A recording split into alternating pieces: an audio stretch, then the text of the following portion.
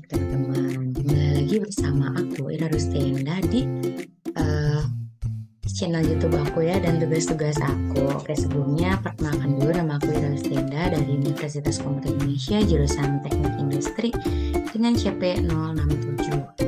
Oke nih teman-teman, sekarang kita itu bakalan ngebahas salah satu modul ODU yang berjudul inventory ya teman-teman. Ini sebelum belajar lebih jauh, kita itu bakalan membahas inventory-nya apa, terus stock levelnya apa, atau strategi itu apa, simulasi itu apa, dan adapun kesimpulan dan penutup.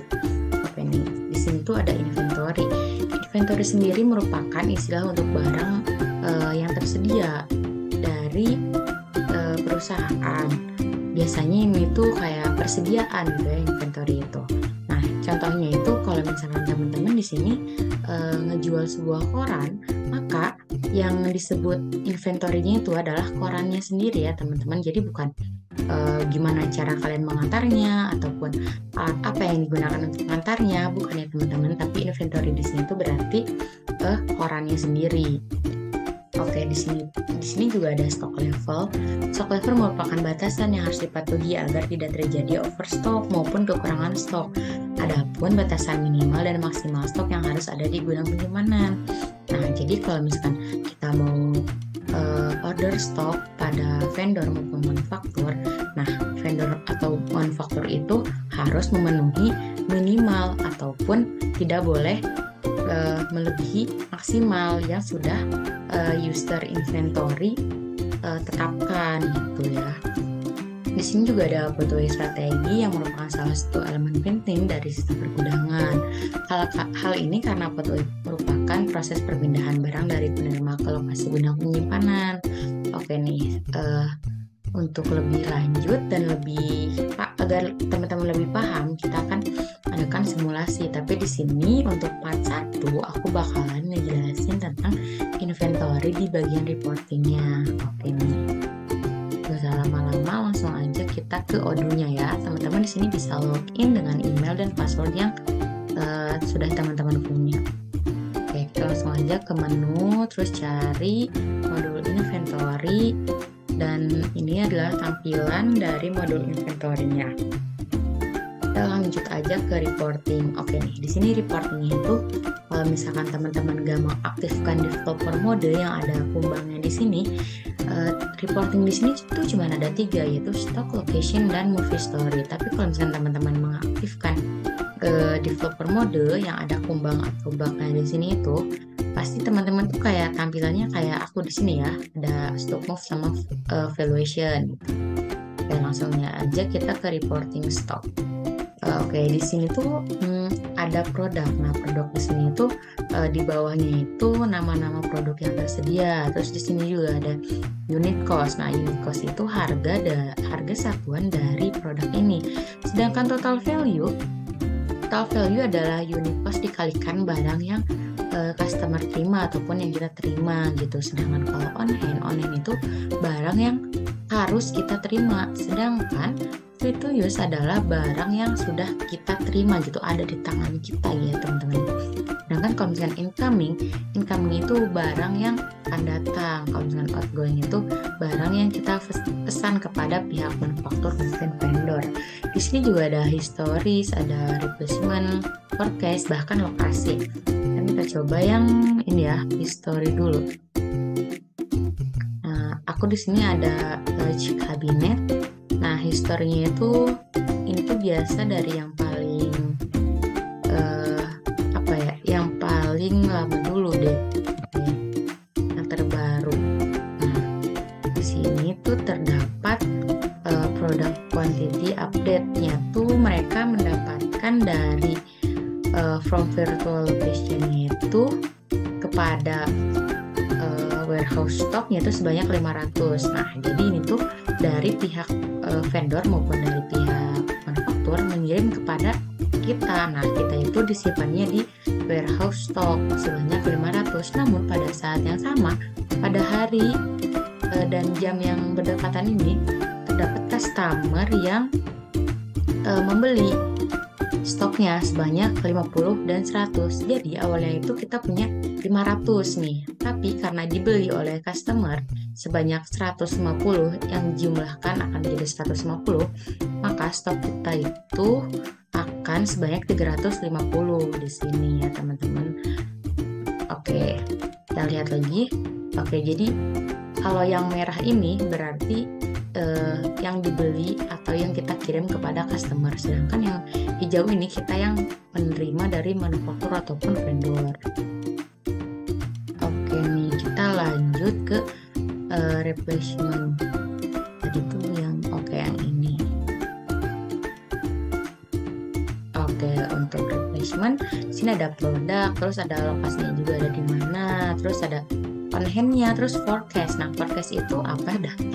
Forecast itu adalah peramalan yang kita ramalkan gitu, yang akan produk yang akan kita terima gitu, tapi melalui proses peramalan. Nah, ini ada preferred route, terus ada vendor, terus di sini ada minimal quantity dan max quantity. Nah, minimal quantity itu yang sudah aku bilang tadi. Kalau minimal quantity itu jadi barang yang dari manufaktur ataupun vendor yang minimalnya tuh mereka ngirim ke kita 5 gitu. Sedangkan kalau misalkan max itu 10 gitu ya. Sedangkan untuk to order kita tuh mengorder berapa gitu. Ini tuh min quantity dan max quantity itu yang ditetapkan oleh user dari inventory. Oke nih, selanjutnya untuk location. Nah, ini tuh locationnya tuh di warehouse stock. Warehouse stock itu warehouse stock ya. Terus produknya apa di sini? Terus biasanya di sini tuh ada kayak lot atau serial numbernya berupa angka. Terus di sini barang yang harus kita terima itu 65, sedangkan yang kita pesan itu di sini 0. Tuh makanya di sini on hand quantity-nya 65 dan di sini adalah 0. Oke, selanjutnya forecast. Oke, forecast di sini tuh apa sih sebenarnya ya?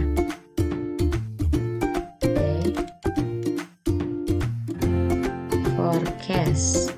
Oke, nih forecast di sini itu merupakan sebuah peramalan. Mungkin kalau untuk anak-anak teknik industri nggak akan asing dengan kata-kata forecast gitu ya, karena pasti udah mempelajari tentang demand, tentang barang masuk, barang keluar, terus barang yang harus kita ramalkan untuk 12 periode ke depan atau 10 periode ke depan gitu ya. Dan forecast di sini merupakan yang sudah tadi aku bilang bahwa forecast di sini merupakan sebuah peramalan yang nantinya itu bakalan barangnya itu bakalan ada sebanyak yang kita ramalkan gitu. Sedangkan di sini tuh rumusnya ada on hand ditambah incoming dikurangi outgoing. Nah, di sini itu untuk large cabinet peramalannya itu 268 unit gitu ya.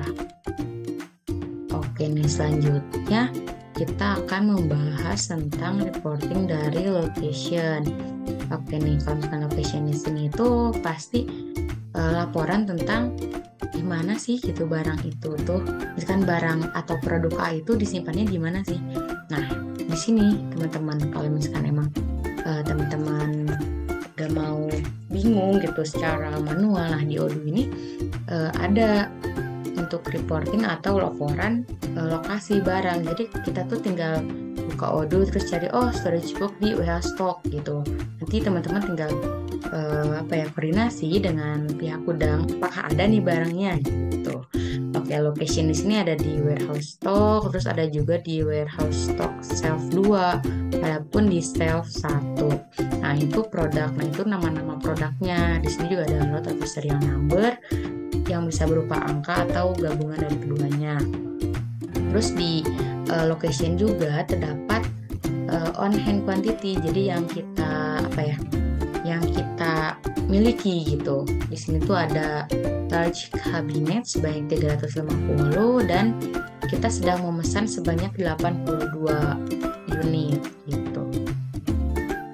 Oke, selanjutnya kita ada movie story. Oke nih, kalau misalkan movie story itu sebenarnya apa ya? Kalau misalkan movie story itu jadi perpindahan barang dari misalkan dari gudang ke customer ataupun dari vendor ke gudang gitu. Ini misalkan contohnya dari tanggal 23 bulan 3 2023 didapatkan dari warehouse, terus produknya apa, tulip, terus dari mana, dari vendor, untuk disimpan di warehouse stock shelf 1. Nah, sebanyaknya 1. Nah, ini done itu berarti udah kita terima. Terus di sini juga ada yang dari tanggalnya itu tanggal 16 bulan 3